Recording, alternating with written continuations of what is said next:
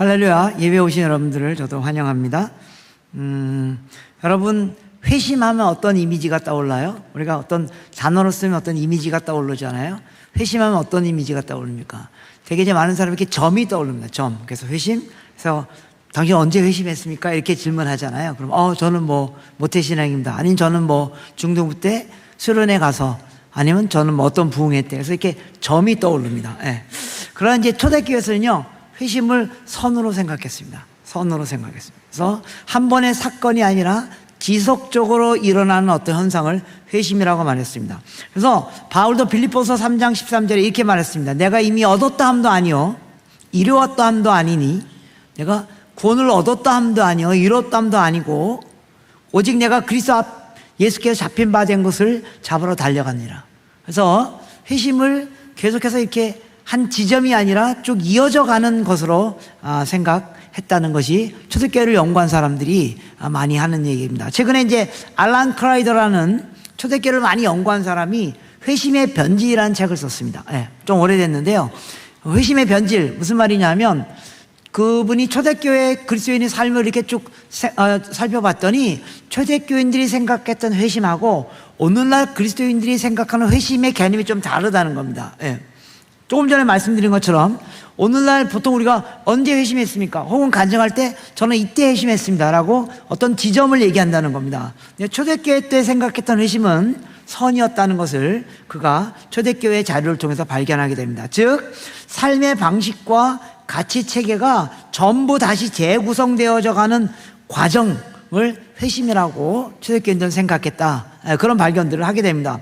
그래서 오늘날 이제 회심은 주로 내가 어느 날 예수 그리스도를 나의 구주로 영접하고 개인의 구주로 모시게 되는 그런 내적인 변화 혹은 심리적인 상황을 말하기도 하지만, 이분은 초대교회 회심을 세 단어로 설명했습니다. 이게 영어책이기 때문에 물론 한국말로 번역했지만 이제 이렇게 단어를 빨리 이해하기 위해서 이렇게 같은 알파벳에서 시작하잖아요. 그래서 3B, B로 시작하는 단어입니다. 첫 번째, belief, 무엇을 믿는가? 두 번째, belonging, 어디에 소속되어 있는가? 세 번째, behavior, 어떻게 살고 있는가? 즉, 무엇을 믿는가? 어디에 소속되어 있는가? 어떻게 살고 있는가? 이 세 영역 안에서 지속적인 변화가 일어나는 과정을 회심이라고 초대교회는 생각했다는 겁니다. 그래서 오늘날 우리가 생각하는 회심하고 약간 거리가 있는 겁니다. 아까도 얘기한 것처럼 오늘은 회심했습니까? 물어보면 언제? 이렇게 딱 생각하지 않습니까?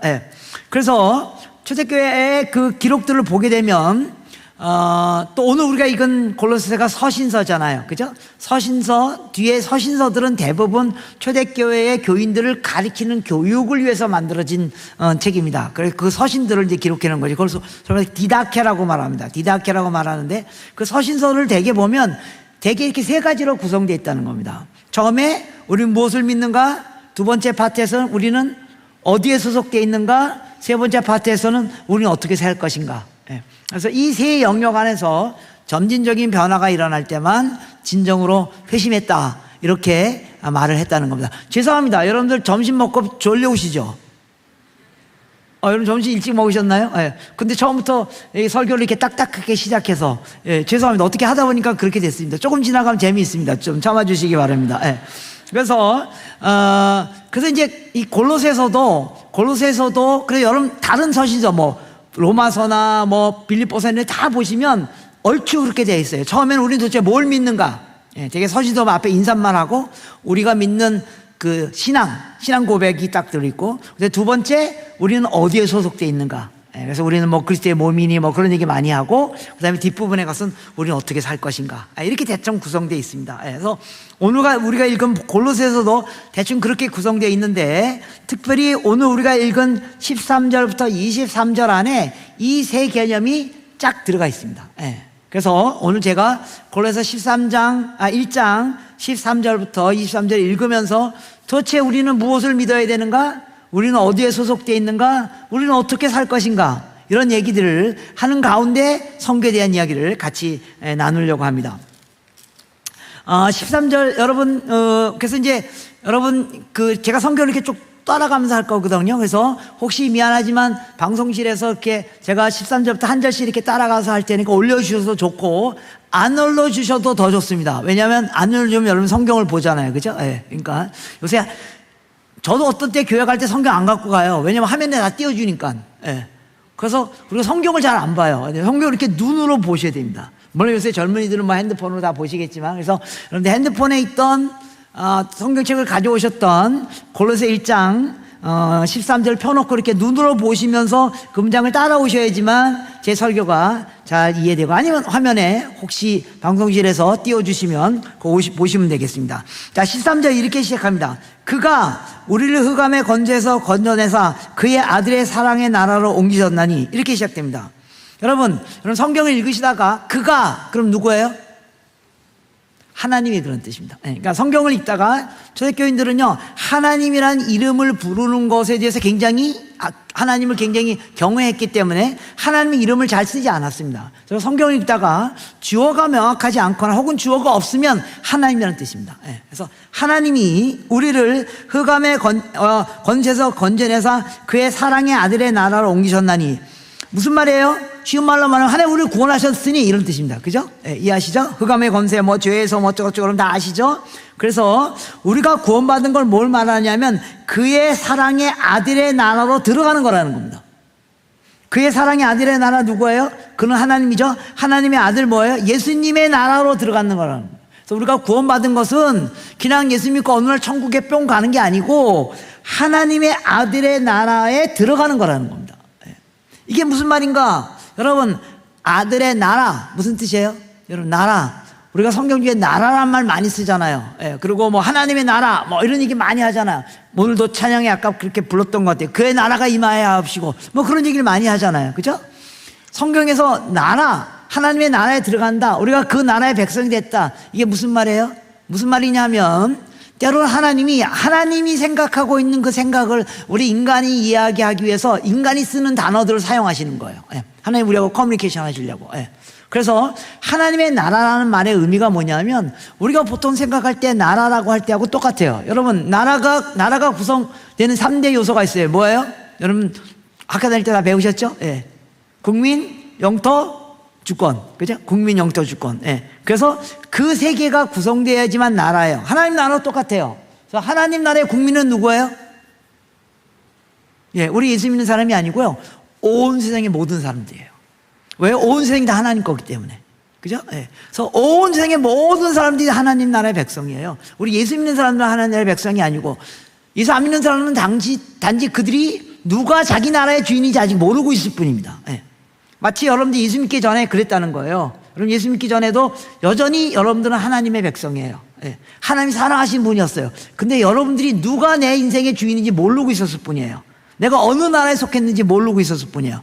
여러분들이, 그래서 하나님의 나라의 백성은 온 세계 모든 사람이에요. 물론 우리 그리스도인을 포함해서. 자, 또 그래, 하나님 나라의 영토는 어디예요? 그것도 온 세상이에요. 우리 교회만 하나님 나라의 영토가 아니에요. 온 세상이 다 하나님 거예요. 그죠? 그 다음에 국민, 영토, 주권. 주권이 의미하는 바가 뭐예요? 주권, 통치권이에요. 통치권.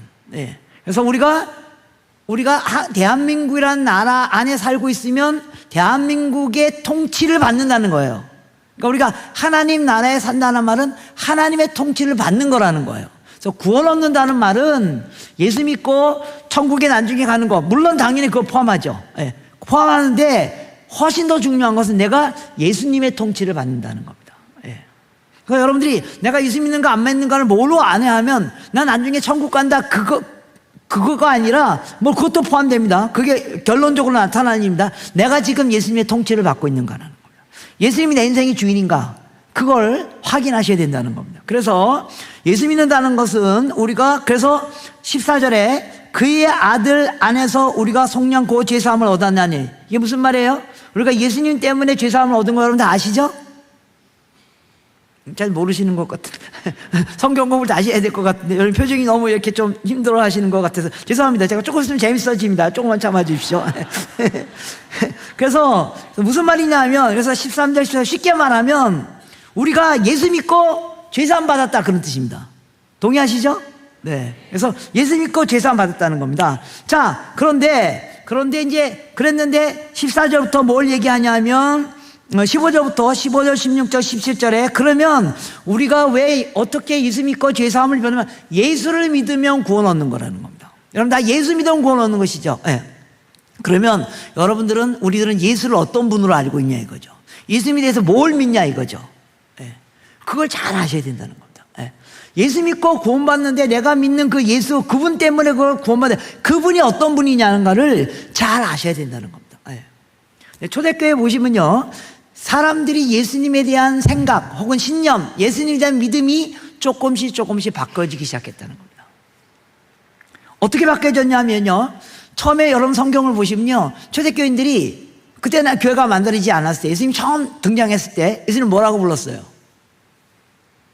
그냥 나사렛 예수라고 불렀대요. 나사렛 예수. 예. 나사렛에 태어난 한 청년. 근데 조금 지나갔다 보니 그분이 젊었는데도 성전에 올라가서 구약 율법 이사에서 딱 펴놓고 막 구약의 그 율법을 막 설명하는데 당시 바리새인과 서기관들보다 월등하고 그 권위가 대단하다는 걸 느끼기 시작했어요. 그래서 예수님 뭐라고 부르기 시작했어요? 예수님 뭐라고 부르기 시작했냐면 그 다음부터 랍비라고 불러요. 저분은 선생이다. 어마어마한 율법의 하나님의 율법을 가리키는 하나님의 말씀을 가리키는 선생이다. 그래서 랍비라고 불러요. 그래서 그를 따르기 시작한 거예요. 그래서 예수의 제자가 되겠다고 결정한 거예요. 그래서 그 예수님을 3년 동안 따라다녔어요. 그리고 예수님의 가르침을 받고 예수님이 십자가에 돌아가신 사건들을 그들이 경험하고 나서 그들이 예수를 부르는 이름이 또 달라져요. 처음에는 그냥 나사렛에 태어난 한 청년이라고 생각했는데 조금 지나다가 어마어마한 율법 학자라고 생각했는데 조금 더 지나니까 그들이 예수님의 십자가의 사건을 통해서 이분은 바로 오랫동안 구약의 율법에서 예언해왔던 바로 그 메시아다. 하나님께서 우리를 구원하시기 위하여 이 땅에 보내주신 메시아다. 여러분 구약의 율법, 구약 성경이 다 그 내용이에요. 구약 성경은 다른 얘기 아니에요. 예수님에 대한 얘기예요. 예수님 메시아가 이 땅에 오고 그가 너희를 구원할 것이야. 그 내용이에요. 그리고 그걸 위하여 예수님의 얘기를 듣고 예수님 십자가에 돌아가는 사건을 보면서 이분이 바로 하나님이 우리를 구원하시기 위해 보내신 메시아구나. 그걸 깨닫게 돼요. 그래서 예수님에 대한 믿음이 또 달라져요. 그래서 예수님을 뭐라고 불러요? 나사렛 예수 그리스도라고 불러요. 예. 나사렛에서 태어난 그 예수가 바로 우리의 구세주다. 어마어마한 생각이 바뀌어요. 신념이 믿음이 생기는 거예요. 예. 여러분들 이거 다 믿으시죠? 예수님이 그냥 뭐 청년이 아니고 유명한 율법학자가 아니고 오랫동안 구약에서 얘기해왔던 그리고 지금도 나의 문제 나의 죄의 문제를 해결해 주시는 바로 그 메시아다. 나의 구원자다. 여러분 이거 다 믿으시죠?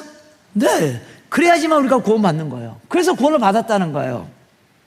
그랬는데요 조금 더 지나면서 초대교인들이 예수님을 부르는 이름이 또 달라져요. 그러니까 예수님에 대한 믿음이 점점 바뀌는 거예요. 뭐로 바뀌냐 하면 조금 더 지나면 그들이 예수님에 대한 믿음이 어떻게 바뀌냐 하면 15절, 16절, 17절 바뀐다는 겁니다.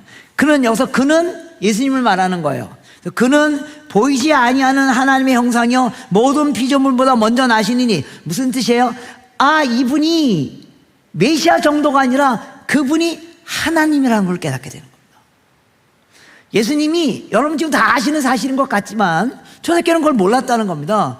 예수님이 그냥 한 청년, 좋은 선생, 우리를 구원하실 메시아, 그런데 그분이 바로 하나님 자신이라는 걸 발견하게 됩니다. 그래서 16절에 만물이 그에게 창조되되, 그래서 그는 예수님을 말하는 겁니다. 하나님을 말하는 게 아닙니다. 만물이 예수님께서 창조되었고 하늘의 땅에 보이는 것과 보이지 않는 것과 왕권들이와 주권자나 통치자들이나 권세자들이나 만물이 다 그런 말미암고 그를 위하여 창조되었고 그가 만물보다 먼저 계시고 만물이 그 안에 함께 섰느니라. 그래서 예수님이 이분이 우리를 구원해 내실 분 정도가 아니라 이분이 바로 나를 창조하신 하나님이구나. 그래서 예수를 부르는 이름이 또 달라져요. 어떻게 달라져요? 주 예수 그리스도라고 달라져요. 예수가 그리스도인데 이분이 내 인생의 주인이라고요. 이분이 나를 창조하셨다고요. 라고 예수님에 대한 생각이 점점 바뀌는 것을 보게 됩니다. 여기서 주라는 말은 당시 헬라어로 큐리어스라는 단어입니다. 이 큐리어스라는 단어는 누구에게 붙이는 단어냐 하면 당시 황제에게 붙이는 단어였어요. 왜요? 당시 로마 황제가 로마뿐만 아니라 유대인들 다 지배하고 있었잖아요. 그래서 그들의 주인이 누구냐면 황제였어요. 네. 근데 이들이 황제 앞에 뭐라고 선언하냐면, 황제, 당신이 내 인생의 주인이 아니고 예수 그리스도가 내 인생의 주인입니다 라고 선언하기 시작했다는 겁니다. 어마어마한 생각의 변화가 일어나는 거예요. 그것 때문에 초대교인들은 무슨 일을 감당했어야만 했어요? 목숨을 내어야만 했어요. 목숨을 내어야만 했어요.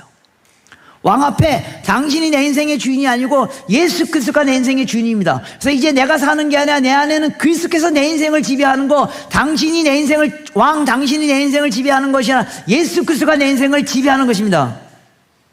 그리고 그 말 때문에 그들은 죽음을 당해야만 했습니다. 여러분들의 예수님에 대한 믿음 지금 어디까지 와 있습니까? 이걸 점검해 보셔야지만 내가 진짜 회심한 산인가 아닌가를 확인할 수 있다는 겁니다.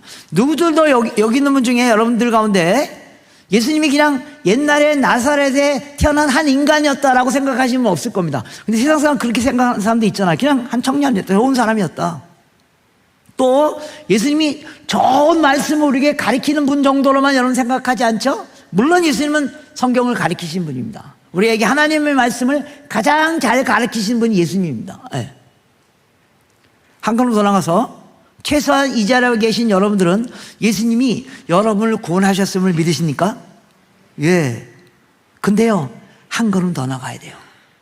그분이 나를 구원하셔서 나를 영원한 구원의 자리에 올라가게 할 뿐만 아니라 그분이 나를 창조하셨고, 그래서 그분이 내 인생의 주인이라는 것까지도 믿는, 믿음으로 넘어가야만 회심했다고 초대교회에서는 봤다는 것입니다.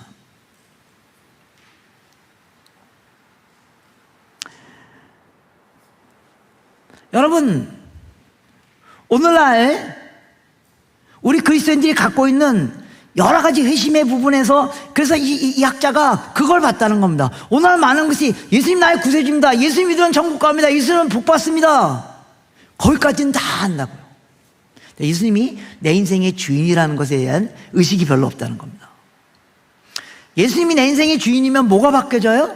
예수님이 나를 구원하신 구세주면, 예, 저는 그분만 믿으면 영원한 생명을 얻을 수 있어요. 근데 예수님이 내 인생의 주인이라는 단계까지 여러분 가면, 그래서 바울이 고백한 이 고백을 우리가 할 수 있다는 겁니다. 이제는 내가 사는 것이 아니요 내 안에 있는 그리스도께서 사시는 것이다. 여러분이 그 고백을 하고 그 고백대로 살 수 있다면 화낼 이유가 없다고요. 왜 화가 나는 줄 아세요? 왜 화가 나는 줄 아세요? 아직도 내 인생의 주인이 나라고 생각하기 때문에 그렇습니다.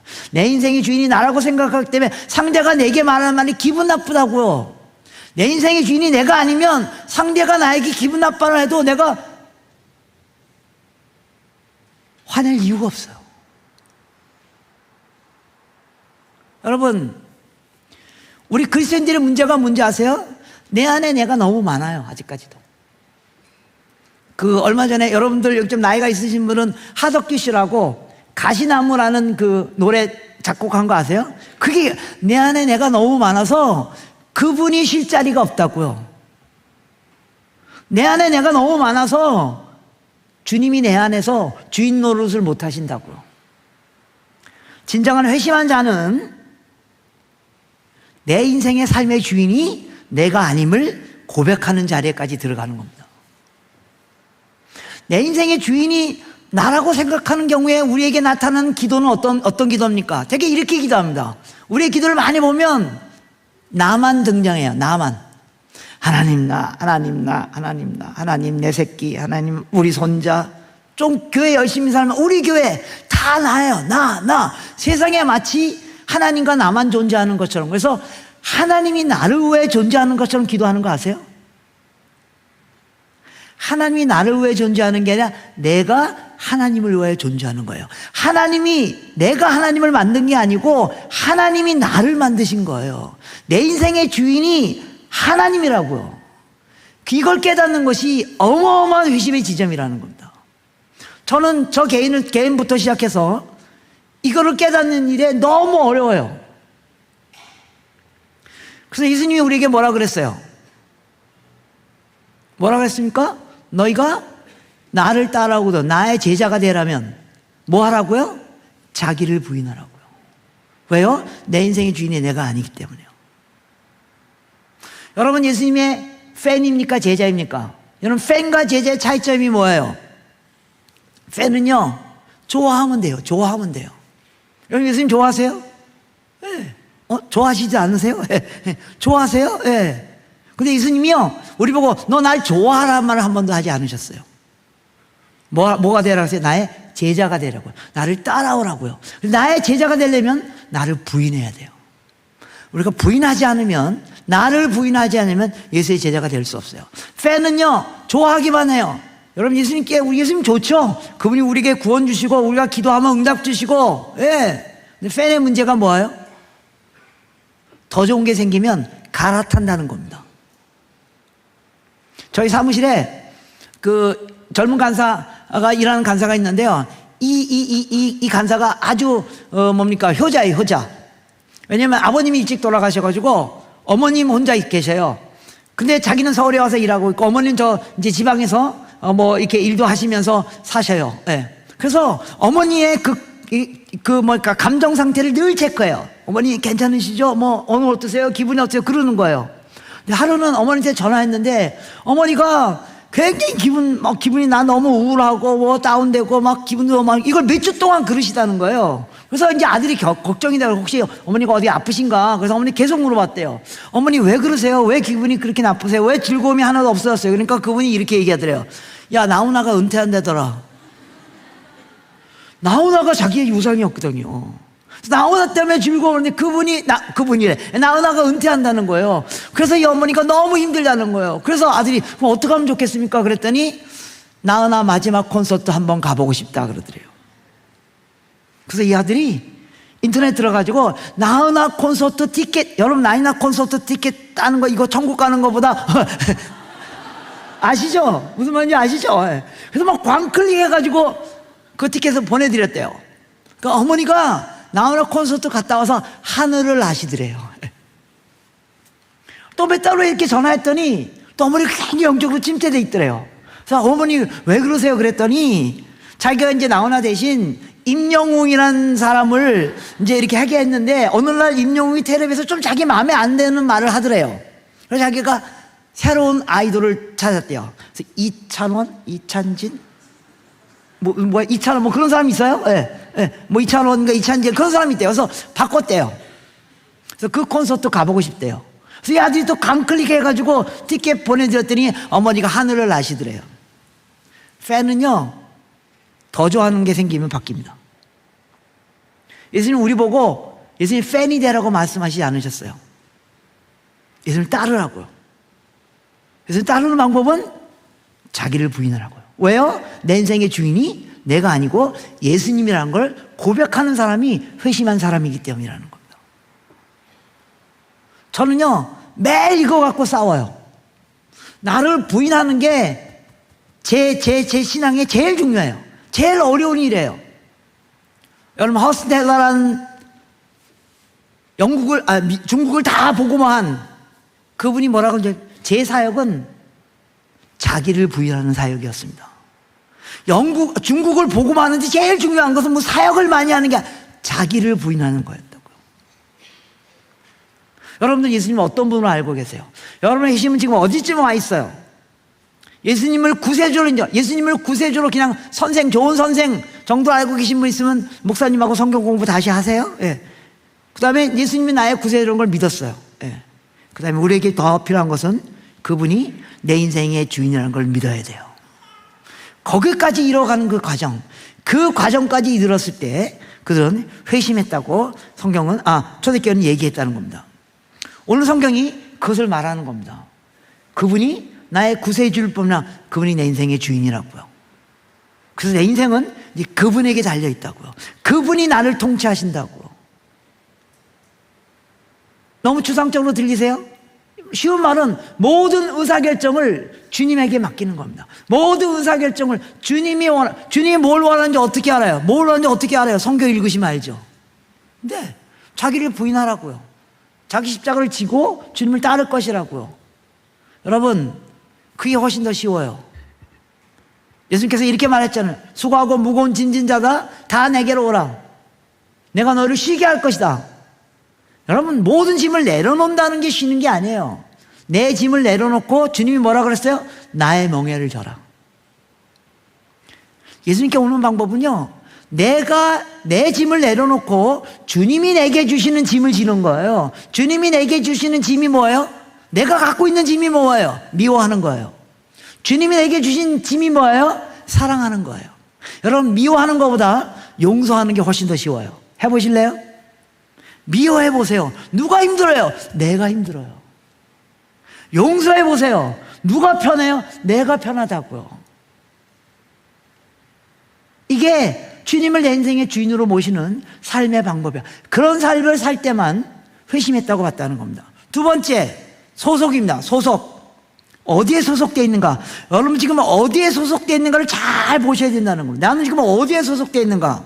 오늘 본문에 10절과 18절과 19절입니다. 19절부터 먼저 읽으셔야 됩니다.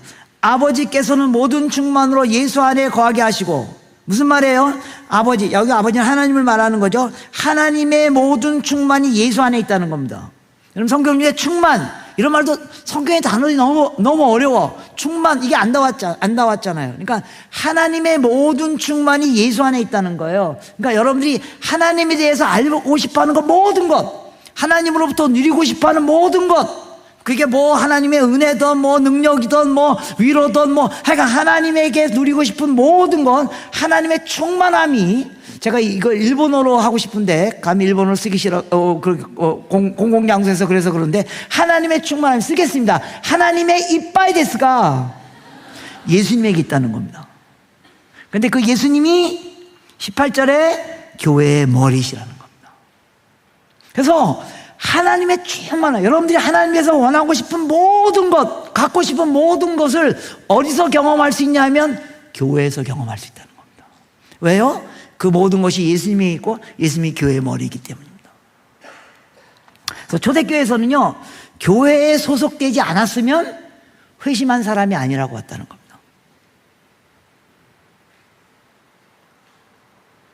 여러분들은 교회 소속돼 계십니까? 네, 소속돼 계니까 여기 다 오시는 거죠. 제가 말하는 소속은 그냥 주일날 왔다 간 걸 말하는 게 아닙니다. 교회에 소속돼 있냐고요. 내가 교회에 소속되기 싫어하는 이유가 있어요. 그 교회에 내가 같이 있기 싫은 사람도 있거든요. 네. 그래서 소속돼 있지 않고 그냥 주일날 와서 예배 드리고 그냥 가요. 주일날 왜 와요? 주일날 왜 오실까? 주일날 교회 왔다가 다 가시는 분들을 보면 주일날 뭐 당연히 가야죠. 온다면 가야죠. 여기 집에 가야 되죠. 주일날 다 왔다가 교회 가시는 분들을 보면 왜 오시는가 봤더니 집에 가려고 오시는 것 같아요. 교회는 와서 예배 드리는 장소가 아니고 소속되는 공동체예요. 소속돼 있지 않으면 회심 안 했다고 봤다는 겁니다. 이 말은 일주일 내내 교회 살아라 그런 말 아닙니다. 이 교회 공동체 안에 소속되어야 된다는 겁니다. 저는요, 저희 교회도 정말 같이 있기 싫은 사람들이 있어요. 저희 교회에 제가 정말 같이 있기 싫은 사람이 13명 정도 있거든요. 그분들만 나가주면 우리 교회가 하늘을 날 것 같아요. 그럴 것 같죠? 천만에요. 여러분, 교회가 완벽한 줄 아세요? 완벽하지 않아요. 그런데요, 그 안에 소속되면요, 때로는 거기서 때로는 미워하기도 하고 또 오해하기도 하고 또 싸우기도 하고 막 그러지만 그 안에서 신비스러운 방법으로 다시 화해되고 하나님의 능력을 경험하고 평화를 누리는 것, 그걸 경험할 수 있는 공간이 교회라는 겁니다. 그런데 우리가 교회에 오기는 하지만 소속되지 않는 이유가 뭔지 아세요? 대가를 치러야만 하기 때문입니다. 소속되려면 대가를 치러야만 합니다. 내가 먼저 미안하다고 말해야 되고, 내가 먼저 뭘 주워야 되고, 내가 먼저 섬겨야 되고, 그래서 소속되지 않는 겁니다. 초대교회에서는요, 예수 믿는다고 하면서도 소속되지 않으면 회심 안 했다고 봤습니다. 그래서 이런 유명한 문장이 있습니다. Believing without belonging. 믿긴 믿는데 소속돼 있질 않아. 오늘날 우리 그리스도인들의 가장 큰 문제가 뭐예요? 개인주의 신앙이에요. 나만 은혜 받으면 된다고, 혹은 우리 교회만 은혜 받으면 된다고. 천만에요. 여러분의 영성은 여러분의 교회 공동체 전체 영성을 뛰어넘을 수 없습니다. 여러분 교회의 영성은 한국교회 전체 영성을 뛰어넘을 수가 없다고요. 자꾸만 개인의 영성만 가는 교회, 개인만 구원받으면, 개인만 은혜 받으면 된다고. 그러려면 여러분요, 교회 안 오셔도 돼요. 여러분 인터넷에 가서 보세요. 하루 종일 눈물 흘릴 수 있는 설교 계속 나옵니다. 그럼에도 불구하고 우리가 교회에 와서 소속하고, 때로는 갈등이 있고, 때로는 미워하기도 하고, 때로는 문제가 있게 하고, 때로는 싫은 사람도 있고, 그런데 그 가운데서 하나님의 능력으로 어마어마한 것들을 경험하고 하나님의 충만함을 경험하는 그런 공동체를 소속하는 것, 그게 바로 교회예요. 거듭 얘기 드립니다. 어떤 교회도 완벽하지 않습니다. 교회가 완벽하지 않은 게 당연하죠. 왜요? 죄인들이 모이는 곳이기 때문에요. 교회는 완벽한 게 아닙니다. 그 죄인들이 모여서 하나님의 어마어마한 능력으로 은혜를 경험하고 화해를 경험하고 하나됨을 경험하는 것, 그게 소속하는 겁니다. 소속하기 위해선 대가를 치러야만 합니다. 오늘날 여러분 이런 얘기 들으셨어요? 젊은이들 가운데 가나안 성도, 거꾸로 교회 안 나가는, 예. 교회 안 나가는 사람 중에 정말 믿음이 안 좋고 그래서 안 나가는 사람도 있어요. 근데 어떤 사람들은요, 정말 소속해 볼 만한 교회가 없어서 안 나가는 사람들도 있어요. 저는 여러분의 교회가 정말로 소속해 볼 만한 교회가 되기를 원합니다. 예. 저긴 정말 한번 소속해 보고 싶다. 내가 부족하지만 저기 가면 늘 환대를 받고 환영을 받는구나. 또 때로 내가 거기서 긴장 관계에 있던 사람도 있었지만 하나님의 신비스러운 능력으로 화해를 경험하고 평화를 경험해보고. 초대교회에서는, 그래서 여러분 아세요? 초대교회에서는요, 여러분들 예수 믿겠다고 얘기하고 그 다음에 세례 주는 데까지 어느 정도 시간이 걸려요? 그러면서 세례 문답하고 세례 받는데 어느 정도 시간이 걸려요? 여러분 세례 받던 기억 안 나세요? 네. 세례 문답하고 세례 받는 데까지는 토요일날 세례 문답받고 주일날 세례 받거나, 네. 아니면 한 주 전에 세례 문답하고 그 다음 주 있다가 세례 받아요. 초대교회에서는요, 세례 문답하고 세례 받는 데까지 3년 걸려요.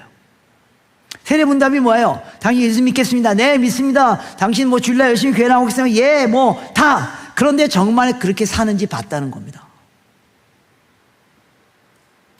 우리는 정말로 소속될 만한 그런 공동체를 갖고 있는가? 그런 공동체를 만들어가고 있는가? 그걸 보는 것이 너무너무 중요하다는 겁니다. 세 번째, 행동의 변화, behavior. 행동이 변화되는 것이 지속적으로 나타나지 않으면 회심 안 했다고 했다는 겁니다. 오늘 성경을 보면 세 가지 행동의 변화를, 성경에서는 회심한 사람 집단 안에 반드시 나타나야 할 세 가지 행동의 변화를 얘기하고 있습니다. 모든 성경에 나와 있는데 오늘 우리가 읽었던 골로새서에 아주 집중적으로 나와 있습니다. 예를 들면 20절부터 21절입니다. 20절입니다. 네.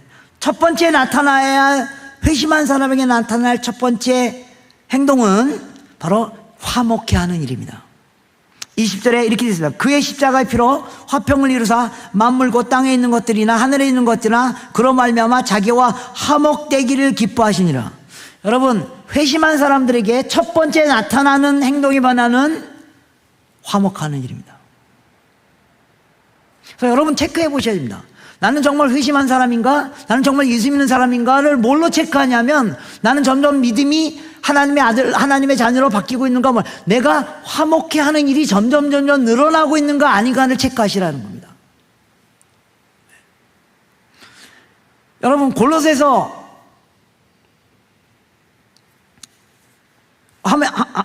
문장 한번 떼어줘. 고린도후서 제세입니다. 고린도후서 5장 17절부터 19절에 보면요, 이런 말이 나옵니다. 고린도후서 5장 17절. 그런즉 누구든지 그리스도 안에 있으면 새로운 피조물이라. 이전 것은 지나갔으니 보라 새 것이 되었다. 여러분 잘 아시는 말씀이죠. 예. 우리가 예수 안에 있으면 새로운 존재가 됐다. 예. 그런데요, 그 새로운 존재가 뭐예요? 18절 19절을 읽으셔야 돼요. 우리는 자꾸만 예수 안에 있으면 새로운 피조물이라. 우리는 예수 믿으면 우리가 옛날에 더러웠던 죄의 몸에서 깨끗한 몸으로 바뀌는, 자꾸 이렇게 화학적으로 우리가 바뀌는 걸로 생각해요. 그래서 우리가 뭐 중고등학교 이렇게 연극하고 이렇게 교회에서 수련회 갔을 때 이렇게 연극 같은 거 할 때 되게 그런 거잖아요. 막 죄, 여기 뭐 심장 이런 데 막 죄가 막 붙어 있는데 막 예수님 만나고 심장 이렇게 막 던지고 막 이래가지고 막 그런 그림을 많이 봤어요.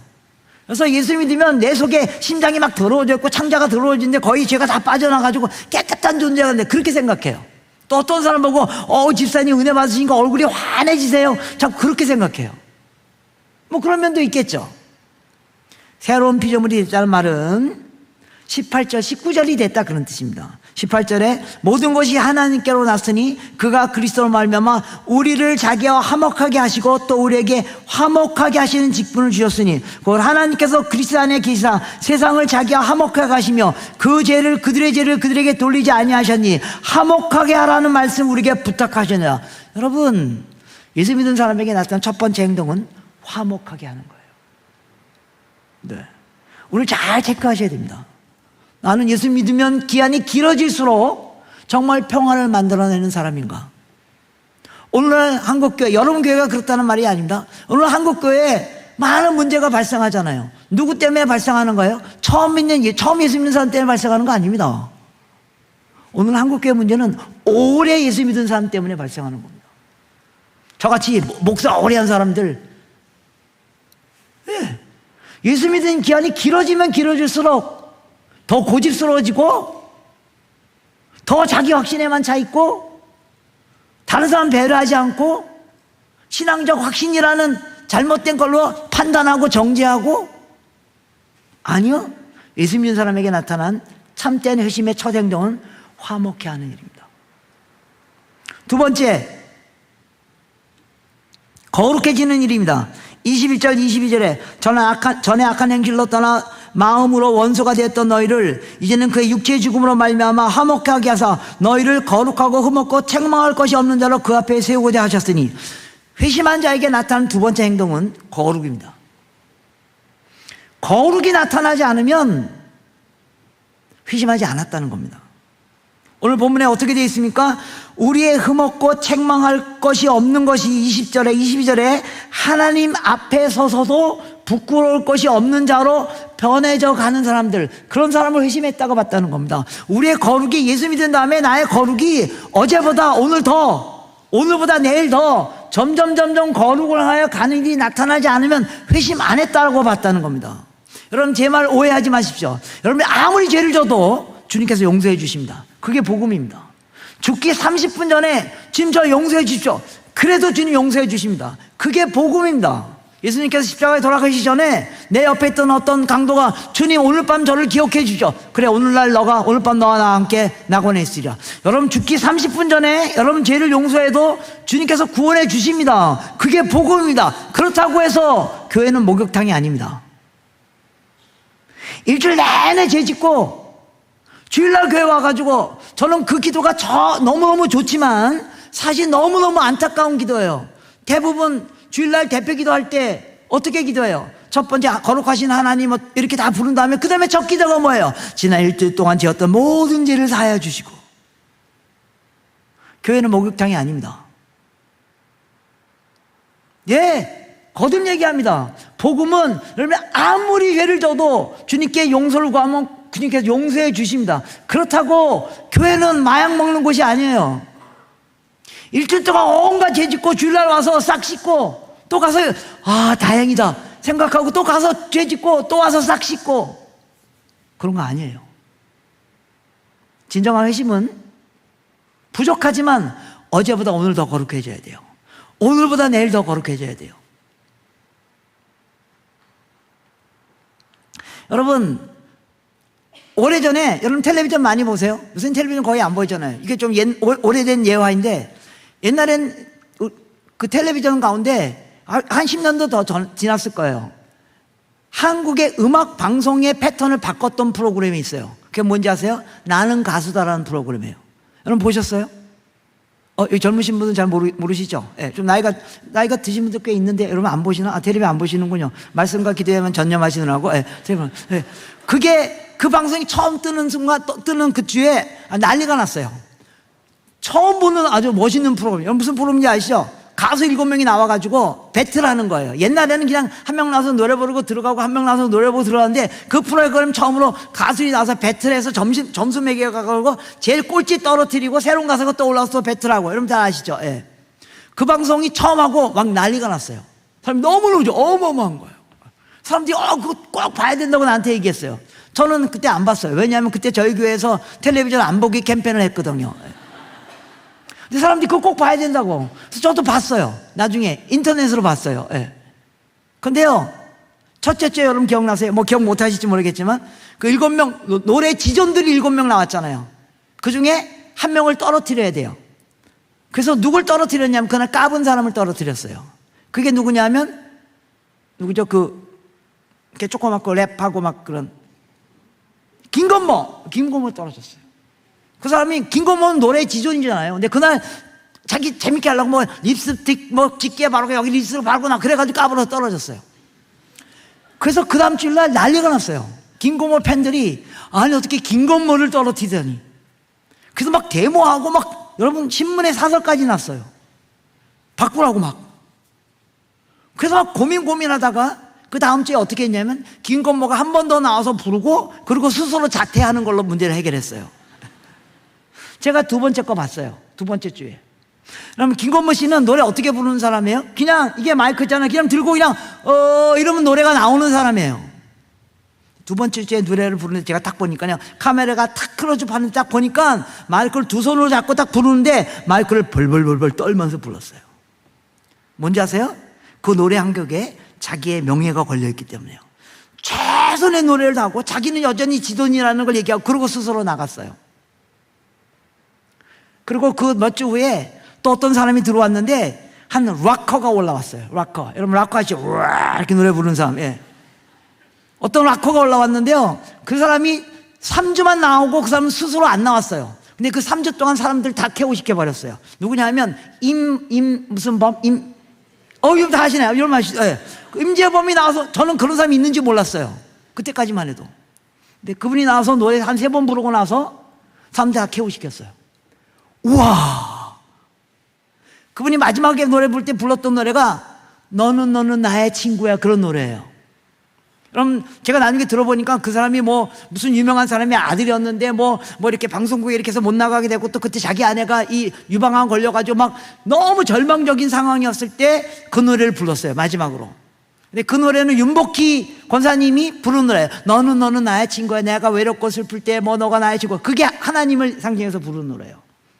이 임재범 씨가 그 노래를 마지막 딱 부르면서 무릎을 딱 꿇고 막 눈물을 흘리면서 자기의 그 처지를 생각하니까 그러면서 나의 친구가 없었다 생각하면서 그 노래를 부르는데 말이요 사람들이 막 전율을 했어요. 저도 그걸 보면서 막 울었어요. 그래 내 친구가 없을 때 그래. 여러분 안 그래요? 저는 그랬어요. 잘 모르시는 거예요. 젊으신 분은 모를 수 있어요. 모든 사람이 감동을 받았어요. 이 가수들이 뭘 얘기하는 거예요? 나는 가수라고요. 가수면 이 정도는 불러야 되지. 가수면 이 정도는 노래 불러야 되지. 우리가 그들에게 보였던 반응, 니네 진짜 가수다. 가수들은 그 정도 해야 된다. 여러분, 저 여러분들이 세상에서 나는 그리스도인이다. 나 목사다. 나 장로다. 그럴 자신 있으세요? 전 너무 두려워요. 내 거룩이 하나님 앞에 서서도 부끄러울 것이 없습니다. 말할 자신 있으세요? 그 일이 진보가 일어나지 않으면 초대교회는 회심하지 않았다고 봤다는 겁니다.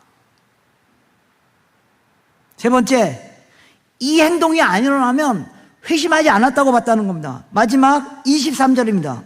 만일 너희가 믿음에 거하고 터에 굳게 서서 너희 들은 바 복음의 소망이 흔들리지 아니하면 그리하리라. 이 복음이 천하 만민에 전파된 배요 나 바울은 이 복음의 일꾼이라.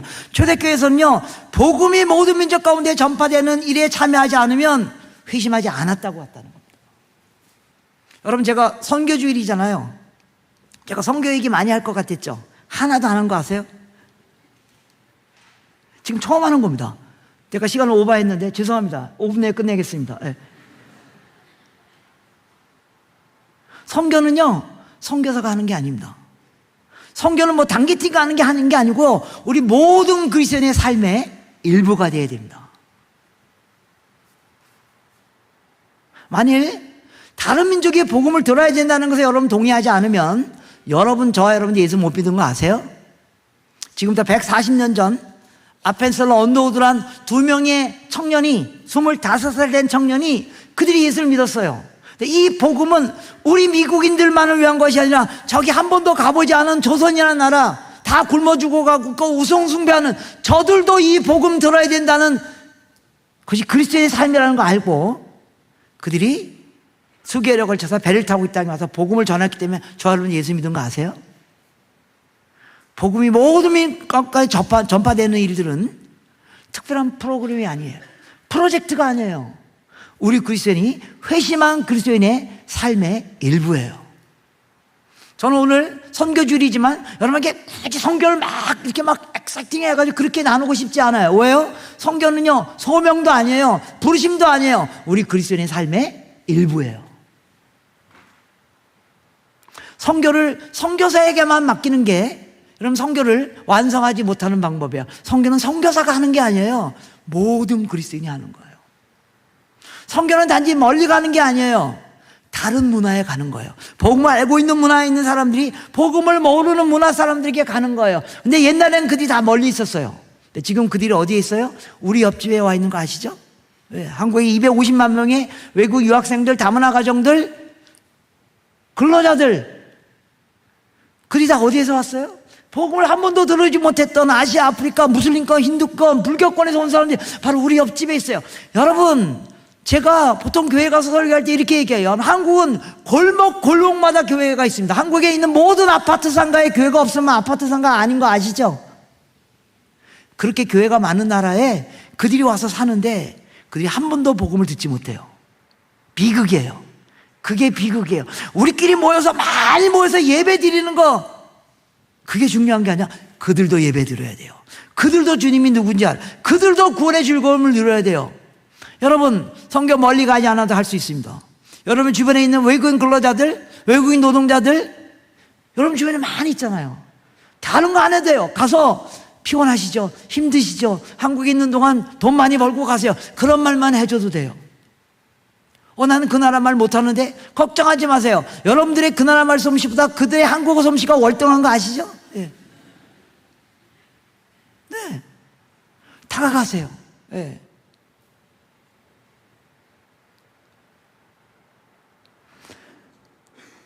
또 이런 주말 같을 때 여러분 전철 한번 타보세요. 탁 보면 이게 옷 모습이나 이거 얼굴 보면 알잖아요. 여러분이 만약에 무슬림 나라 가서 1년 동안 한 명 예수 믿게 하면 무지 잘하는 거예요. 여러분이 한국에 와 있는 무슬림들에게 1년 동안만 다가가서 사랑을 베풀어 보세요. 어마어마한 일들이 일어날 겁니다. 그런 거 하는 거예요. 또 여러분 뭐가 선교예요? 기도하는 게 선교예요. 여러분 기도 왜 하세요? 하나님이 들어 응답해 주신다는 믿음 때문에 기도하잖아요. 그러면 선교 중에 가장 강력한 선교는 기도하는 일이에요. 여러분 기도 왜 하세요? 이런 말 있잖아요. When we work, we work. 우리가 일하면 그냥 우리가 일한 거예요. When we pray, God works. 우리가 기도하면 하나님이 일하셔요. 여러분이 하길 원하세요? 하나님이 하시길 원하세요? 기도하는 게 선교하는 겁니다. 여러분 정말 기도의 능력을 믿으세요? 기도하는 게 선교입니다. 그 일에 참여해달라는 겁니다. 멀리 가지 않으셔도 좋아요. 저는요, 제가 이 얘기를 꼭 합니다. 저는 아침에 일어나서 제일 먼저 하는 게 뭐냐면 아직도 복음을 한 번도 들어보지 않은 민족을 위해서 기도하는 게 제가 일하는 첫 번째 하는 일입니다. 왜요? 제가 하나님께 사랑받기를 원해서요. 여러분 어떤 사람에게 사랑받는 방법이 뭐예요? 그 사람이 좋아하는 거 하면 됩니다. 하나님께 사랑받는 방법이 뭐예요? 하나님 제일 좋아하시는 거예요. 하나님 뭘 좋아하신다고요? 모든 민족이 구원받는 걸 좋아하세요. 저는 저희 집에 아침에 일어나서 119를 불러야 할 상황이 와도 한 민족을 위해 먼저 기도하고 119를 불러요. 뻥이에요. 119 먼저 부르겠죠. 근데 그런 마음으로 살겠다고요. 제가 여러분에게 왜 뻥치는 줄 아세요? 내일 아침 제가 한민족을 위해서 기도하는 거 먼저 하려고요. 그런 거에 참여하는 거예요. 결론 내리겠습니다. 뭐가 회심입니까? 그냥 예수 믿고 가만히 이 세상에서 복 받고 뭐 이렇게 하다 천국에 뿅 가는 거? 맞아요. 그러나 성경은 그거보다 훨씬 더 회심의 폭을 넓혀요. 우리 도대체 무엇을 믿는가? 나는 정말로 예수님이 나를 위하여 구원하신 분 정도가 아니라 그것도 어마어마한 거죠. 그분을 내 인생의 주인으로 믿는가? 그러면 아무것도 염려할 이유가 없어요. 화낼 이유가 없어요. 근데 그 믿음을 갖는 게 너무 힘들어요. 저도 너무 힘들어요. 두 번째, 우리는 어디에 소속되어 있는가? 정말로 속해 있으십니까? 정말로 교회 공동체에 속해, 이거 교회 여러 번 나오라는 말 아니에요. 정말로 속해 있냐고요. 속하려면 대가를 치러야 돼요. 세 번째, 우리 삶이 변하고 있으십니까? 가면 갈수록 화평케 하는 자로 변하고 있습니까? 가면 갈수록 나의 거룩이 어제보다 오늘 조금 한 발자국으로 조금 더 진보하고 있으십니까? 또 복음이 땅까지 전파돼서 모든 민족이 주를 예배하고 찬양하는 그 즐거움을, 나만 구원의 즐거움을 누리는 것이 아니라 모든 민족이 구원의 즐거움을 누리는 그 일에 참여하고 계십니까? 이런 자들을 그리스도인이라고 말하는 겁니다. 저는 여러분에게 선교에 대해서 도전하는 게 아닙니다. 그리스도인답게 살자고 도전하는 겁니다. 이 놀라운 역사가 여러분에게 일어나기를 축복하고 축원합니다. 기도하겠습니다. 하나님 아버지, 우리 가운데 진정한 회심이 일어날 수 있도록 축복하여 주시옵소서. 내가 믿는 예수 그리스도가 나의 구세주일 뿐만 아니라 내 인생의 주인이심을 믿을 수 있도록 축복하여 주시옵소서. 내가 정말로 이 공동체에 소속되게 해주는 축복하여 주시옵소서. 또 우리의 교회 공동체가 사람들이 소속해 볼 만한 공동체가 되도록 축복하여 주시옵소서. 나의 행동이 화평함을 위하여, 거룩함을 위하여, 또 선교적 참여를 위하여 조금씩 변해가는 그런 놀라운 역사가 우리 가운데 일어날 수 있도록 축복하여 주시옵소서. 예수님의 이름으로 간절히 기도하옵나이다.